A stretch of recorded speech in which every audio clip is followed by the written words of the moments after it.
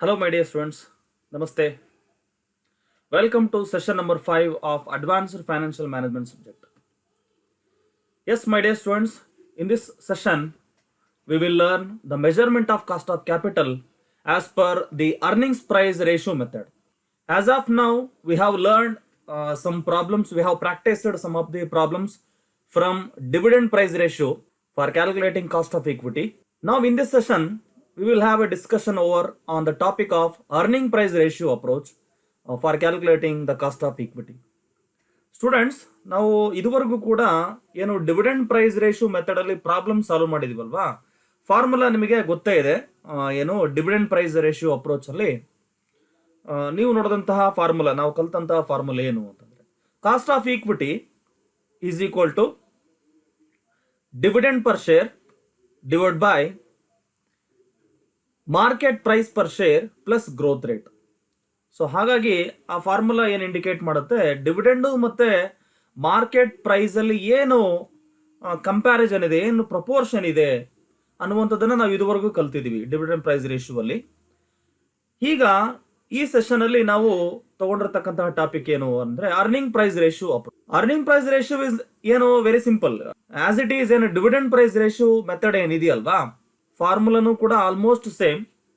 ಆದ್ರೆ ಒಂದು ಚೇಂಜ್ ಏನಪ್ಪಾ ಇಲ್ಲಿ ಕಂಪ್ಯಾರಿಸನ್ ಪ್ರೀವಿಯಸ್ ಮೆಥಡ್ಗೆ ನಾವು ಕಂಪೇರ್ ಮಾಡಿದ್ರೆ ಅಂತಂದ್ರೆ, ಇಲ್ಲಿ ಡಿವಿಡೆಂಡ್ಗಳ ಬದಲಾಗಿ ಏನು ಕಂಪನಿ ಡಿವಿಡೆಂಡ್ಸ್ ಅನ್ನ ಕೊಡುತ್ತಲ್ವಾ, ಆ ಡಿವಿಡೆಂಡ್ಸ್ ಅನ್ನ ಬದಲಾಗಿ ಆ ಒಂದು ಪ್ಲೇಸ್ ಅಲ್ಲಿ ಅರ್ನಿಂಗ್ಸ್ ಎಷ್ಟಿದೆ, ಕಂಪನಿಯ ಅರ್ನಿಂಗ್ಸ್ ಎಷ್ಟಿದೆ, ಆ ಟೋಟಲ್ ಅರ್ನಿಂಗ್ಸ್ ಅಲ್ಲಿ ಪ್ರತಿಯೊಬ್ಬ ಶೇರ್ ಹೋಲ್ಡರ್ಗಳಿಗೆ ಏನು ಅರ್ನಿಂಗ್ ಸಿಗ್ತಾ ಇದೆ, ಅರ್ನಿಂಗ್ ಪರ್ ಶೇರ್ ಅನ್ನ ನಾವು ಕನ್ಸಿಡರ್ ಮಾಡ್ತೀವಿ. ಸ್ಟೂಡೆಂಟ್ಸ್, ಇಲ್ಲಿ ಪ್ರೀವಿಯಸ್ ಮೆಥಡ್ಗೆ ನಾವು ಕಂಪೇರ್ ಮಾಡಿದ್ರೆ as it is same.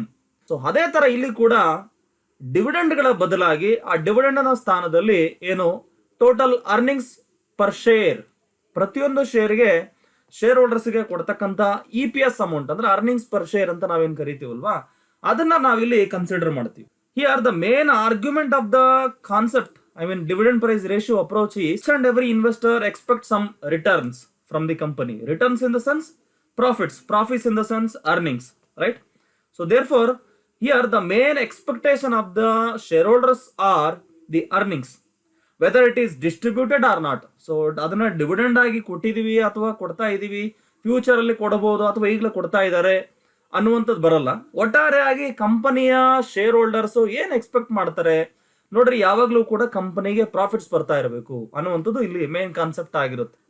The dividend price ratio approach is each investor expects a certain amount of earnings whether it is distributed or not. ಅದನ್ನ distribute ಮಾಡದೇ ಇರಲಿ, ಒಟ್ಟಾರೆ ಅರ್ನಿಂಗ್ಸ್ ಎಷ್ಟಿದೆ ಅನ್ನುವಂಥದ್ದನ್ನ ನಾವು ಈ ಮೆಥಡ್ ಅಲ್ಲಿ ಗಮನದಲ್ಲಿ ಇಟ್ಕೋಬೇಕು. ಸೊ ಫ್ರಮ್ ದ ಕಂಪನಿ ನೋಡಿ, ಡಿವಿಡೆಂಡ್ಸ್ ಅನ್ನ ಕೊಡದೇ ಇರಲಿ, ಅವಾಗ್ಲೂ ಕೂಡ ಶೇರ್ ಹೋಲ್ಡರ್ಗಳಿಗೆ ಬೆನಿಫಿಟ್ ಆಗುತ್ತೆ. ಹೇಗೆ ಅಂತಂದ್ರೆ, ಇಲ್ಲಿ ಒಂದು ಅಸಂಪ್ಷನ್ ತಗೋತಾರೆ, whether the earnings are distributed or not as dividends, it is kept aside in the account of retained earnings. ನೋಡಿ, ಡಿವಿಡೆಂಡ್ಸ್ ಅನ್ನ ಕೊಡದೇ ಇರಲಿ, ಅದನ್ನ ರಿಟೈನ್ಡ್ ಅರ್ನಿಂಗ್ಸ್ ಆಗಿ ಏನ್ ಮಾಡ್ಬೋದು ಅಂದ್ರೆ ರಿಸರ್ವ್ಸ್ ಅಲ್ಲಿ ನಾವು ಮೇಂಟೈನ್ ಮಾಡ್ಬೋದು. ಏನಾಗುತ್ತೆ, ರಿಸರ್ವ್ಸ್ ಜಾಸ್ತಿ ಇದೆ, ಕಂಪನಿಯ ರಿಸರ್ವ್ಸ್ ಜಾಸ್ತಿ ಇದೆ ಒಂದು ಆರ್ಗನೈಸೇಷನ್ ಅಲ್ಲಿ ಅಂತಂದ್ರೆ automatically share holders mind set ಏನಪ್ಪಾ ಅಂದ್ರೆ, so there is a chance of future growth. Okay, future ಅಲ್ಲಿ ಗ್ರೋತ್ ಅಂದ್ರೆ ಈ ಒಂದು ಕಂಪನಿಯ ಭವಿಷ್ಯತ್ ಇದೆ, ಮಾರ್ಕೆಟ್ ಪ್ರೈಸ್ ಅಲ್ಲಿ ಇಂಪ್ರೂವ್ಮೆಂಟ್ಸ್ ನಾವು ಕಾಣಬಹುದು, ಸಾಕಷ್ಟು ಫ್ಯೂಚರ್ ಅರ್ನಿಂಗ್ಸ್ ನಮಗೆ ಸಿಗ್ಬಹುದು ಅಂತಕ್ಕಂಥ ಒಂದು ಸೈಕಾಲಜಿ ಇನ್ವೆಸ್ಟರ್ಸ್ ಅಲ್ಲಿ ಬರ್ತಾ ಹೋಗುತ್ತೆ. ಓಕೆ, ಸೊ ಆ ಕಾರಣಕ್ಕೆ ಈ ಒಂದು ಏನು ಅರ್ನಿಂಗ್ ಪ್ರೈಸ್ ರೇಷಿಯೋ ಅಪ್ರೋಚ್ ಮೂಲ ಉದ್ದೇಶ, ಒಂದು ಪ್ರತಿ ಶೇರ್ಗೆ ಅರ್ನಿಂಗ್ಸ್ ಎಷ್ಟು ಸಿಗ್ತಾ ಇದೆ, ಫೈನಲ್ ಪೇಮೆಂಟ್ ಎಷ್ಟು ಸಿಗುತ್ತೆ ಅನ್ನುವಂಥದ್ದು ಒಂದು ಆಧಾರದ ಮೇಲೆ ನಾವು ಇಲ್ಲಿ ಕಾಸ್ಟ್ ಆಫ್ ಇಕ್ವಿಟಿಯನ್ನು ಕ್ಯಾಲ್ಕುಲೇಷನ್ ಮಾಡಬೇಕು by considering some percentage of growth, future growth, right? Okay, ಹಾಗಾದ್ರೆ ಫಾರ್ಮುಲಾ ಏನಪ್ಪಾ ಈ ಮೆಥಡ್ ಅಲ್ಲಿ ನೋಡಿ, cost of equity is equal to E represents earnings per share ಅಥವಾ EPS ಅಂತ ನಾವು ಹೇಳ್ಬೋದು. Okay, E represents earnings per share or EPS divide by P for market price plus growth rate, G for growth rate ಅಂದ್ರೆ future growth rate. ನೋಡಿ, previous dividend price ratio ಅಪ್ರೋಚ್ಗೂ ಈ earnings price ratio ಅಪ್ರೋಚ್ಗೆ ಏನು difference ಇದೆ? ನಾವು ಅಷ್ಟಾಗಿ difference ಏನು ಕಾಣಲ್ಲ. So in the place of dividend here we have EPS, right? ಅಷ್ಟೇ ಚೇಂಜ್ ಇರೋದು, in everything same. Yes, let's move on. ನೋಡಿ, ಒಂದೆರಡು ಪ್ರಾಬ್ಲಮ್ ಸಾಲ್ವ್ ಮಾಡಿದ್ರೆ ನಿಮಗೆ ಐಡಿಯಾ ಬಂದ್ಬಿಡುತ್ತೆ, ಭಾಳ ಈಸಿಯಾಗಿ ಕ್ಯಾಲ್ಕುಲೇಷನ್ ಮಾಡ್ಬೋದು. So just move forward for the problem. Yes my dear students, here we have a small problem. The share capital of a company is represented by 10,000 equity shares of ₹10 each. ನೋಡಿ, ಒಂದು ಕಂಪನಿಯ share capital, total share capital 10,000 equity shares ಇದೆ ಅಂತೆ. ಒಂದೊಂದು share price face value ಎಷ್ಟು? ₹10. ನಮಗೆ face value important ಅಲ್ಲ, ನೆನ್ಪಿಟ್ಕೋಬೇಕು ಯಾವಾಗಲೂ ಕೂಡ. ಮಾರ್ಕೆಟ್ ಪ್ರೈಸ್ ಎಷ್ಟು? The current market price of a share is ₹40. ಇಲ್ಲಿದೆ ನೋಡಿ ಮಾಹಿತಿ. ಪ್ರೆಸೆಂಟ್ ಮಾರ್ಕೆಟ್ ಪ್ರೈಸ್ ಎಷ್ಟಿದೆ ಒಂದು ಕಂಪನಿಯ ಶೇರ್ಸ್ ಅಂತಂದ್ರೆ ಅದು ₹40 ಇದೆ. Okay, current market price of a share is ₹40. So therefore ಇರುವಂಥ ಡಾಟಾ ನೀವು ಹಾಗೆ ಬರೀತಾ ಹೋಗ್ಬೇಕು, ಏನೇನು ಕೊಟ್ಟಿದ್ದಾರೆ ಡಾಟಾ ಅಂತೇಳಿ. It is indicated as P value ಎಷ್ಟು? ₹40. Earnings available to the equity shareholders. Total equity share ಹೋಲ್ಡರ್ಸ್ಗೆ ಎಷ್ಟು ಅರ್ನಿಂಗ್ಸ್ ಇದೆಯಪ್ಪ ಅಂತ ನಾವು ನೋಡಿದ್ರೆ, ಇಲ್ಲಿ here we have ₹60,000 as earnings to equity shareholders. Profits availability ಇದೆ. And then calculate the cost of equity share capital using earning price ratio. Earning price ratio ನೋಡಿ, earning price ratio ಅಂತಿದ್ದಾಗೆ ನಿಮ್ಮ ಮೈಂಡಲ್ಲಿ ಫಾರ್ಮುಲಾ ಬರಬೇಕು. ಏನು formula? Cost of equity is equal to EPS, right? EPS, E represents EPS, earnings per share, divided by P, market price per share, plus the growth rate. ನೋಡಿ, ಈ problem ಅಲ್ಲಿ ಏನೇನು ಮಾಹಿತಿ ಇದೆ ಫಾರ್ಮುಲಾ ಪ್ರಕಾರ? ಮಾರ್ಕೆಟ್ ಪ್ರೈಸ್ ಪರ್ ಶೇರ್ ಕೊಟ್ಟಿದಾರಲ್ವಾ, P value ಇದೆ ₹40. ಹಾಗೆ ಅರ್ನಿಂಗ್ಸ್, ಇಲ್ಲಿ ನಮಗೆ ಬೇಕಾಗಿರೋದು EPS ಅಲ್ವಾ? ಅರ್ನಿಂಗ್ ಪರ್ ಶೇರ್, ಒಂದು ಈಕ್ವಿಟಿ ಶೇರ್ಗೆ ಎಷ್ಟು ಅರ್ನಿಂಗ್ ಸಿಗುತ್ತೆ? ಟೋಟಲ್ ಅರ್ನಿಂಗ್ಸ್ ಅಲ್ಲ, ಒಂದು ಈಕ್ವಿಟಿ ಶೇರ್ಗೆ ಎಷ್ಟು ಸಿಗುತ್ತೆ? ಹಾಗಾದ್ರೆ ಒಂದು ಈಕ್ವಿಟಿ ಶೇರ್ಗೆ ಸಿಗ್ತಕ್ಕಂಥ ಅರ್ನಿಂಗ್ಸ್ ಎಷ್ಟು ಅಂದ್ರೆ ಅರ್ನಿಂಗ್ಸ್ ಪರ್ ಶೇರ್ ಎಷ್ಟು? ಅರ್ನಿಂಗ್ಸ್ ಪರ್ ಶೇರ್ ಕ್ಯಾಲ್ಕುಲೇಟ್ ಮಾಡೋದು ಬಹಳ ಸುಲಭ, ನಿಮಗೆ ಫಾರ್ಮುಲಾ ಗೊತ್ತೇ ಇದೆ. ಏನು? EPS is equal to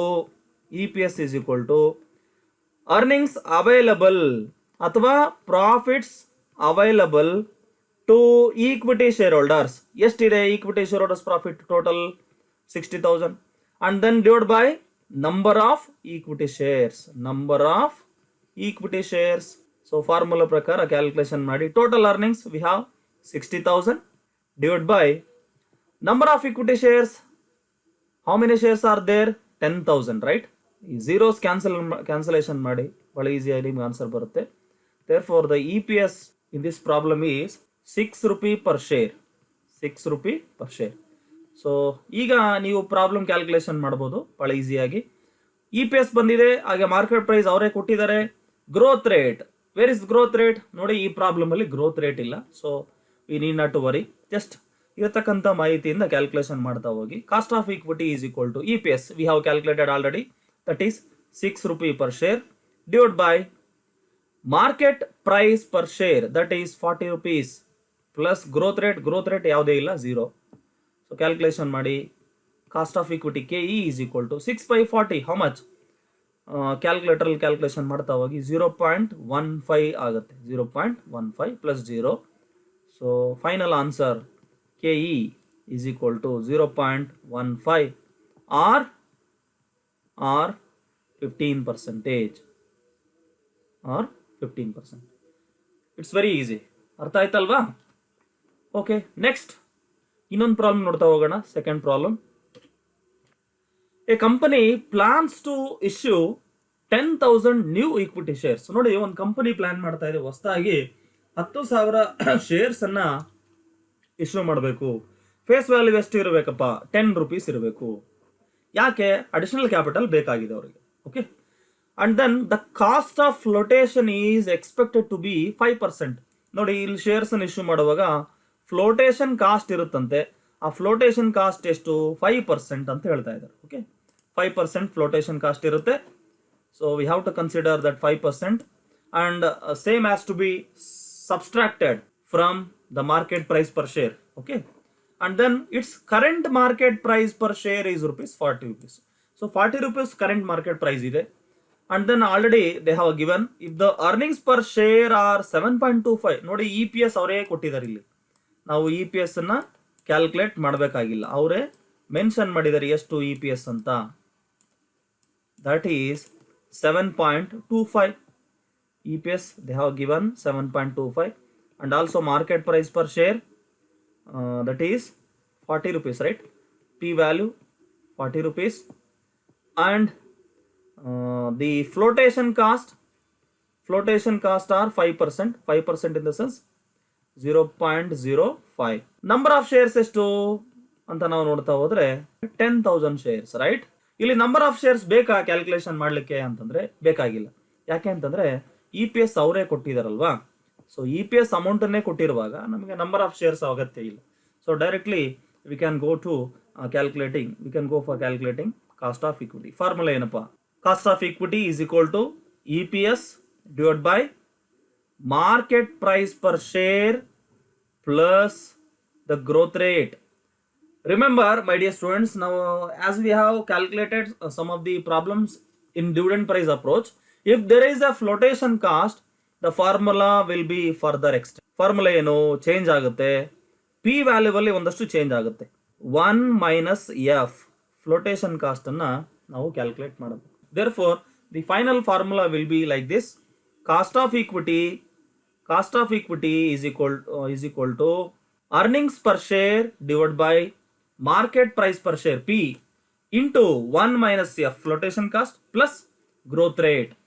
So values ಈಗ ಸಬ್ಸ್ಟಿಟ್ಯೂಟ್ ಮಾಡಿ cost of equity is equal to EPS ಎಷ್ಟು ಅವರೇ ಕೊಟ್ಟಿದ್ದಾರೆ ಇನ್ಫಾರ್ಮೇಶನ್ ಆಗಲೇ 7.25 divided by market price per share, that is they have given 40 rupees, and then 1 minus flotation cost is 5% in the sense 0.05 plus the growth rate is 0, right? growth rate 0 ಇದೆ.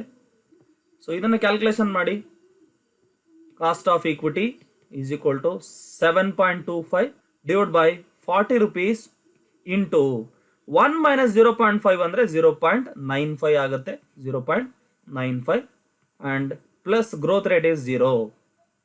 then cost of equity is equal to 7.25 EPS divided by 40 into 0.95 calculation ಮಾಡಿ. ಎಷ್ಟಪ್ಪ? Very simple. 40 rupees ಅಲ್ಲಿ 5% eliminate ಮಾಡಿದ್ರೆ ಅಂದ್ರೆ 2 rupees ಆಗುತ್ತೆ 5%. ಅಂದ್ರೆ remaining balance will be 38 plus the growth rate is 0, and then finally cost of equity will be is equal to 7.25 divided by 38. ನಿಮ್ಮ calculator ಅಲ್ಲಿ calculation ಮಾಡಿ. it would be 0.1907 plus 0. then final answer will be 0. Okay, cost of equity is equal to 19.07%. 19 as it is. ನೀವು ಏನು ಈ dividend price approach ಮಾಡ್ತಿರಲ್ವಾ, ಅದೇ ತರನೇ ಇಲ್ಲಿ ನಾವು ಕ್ಯಾಲ್ಕುಲೇಷನ್ ಮಾಡಿರೋದು. Okay my dear students, have a nice time. So ಈ problems ಅನ್ನ ಮತ್ತೆ ಪ್ರಾಕ್ಟೀಸ್ ಮಾಡಿ, ಈ ಸ್ಟಡಿ ಮೆಟೀರಿಯಲ್ ಕೂಡ ಶೇರ್ ಮಾಡ್ತೀನಿ. Thank you, have a nice time.